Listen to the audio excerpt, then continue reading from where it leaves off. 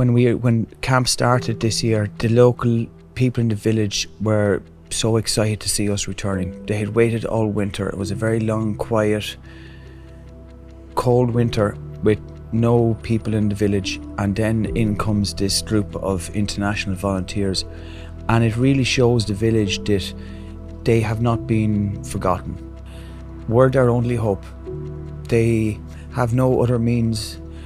They have no income. They are completely dependent on us to rebuild their homes, and they really deserve homes.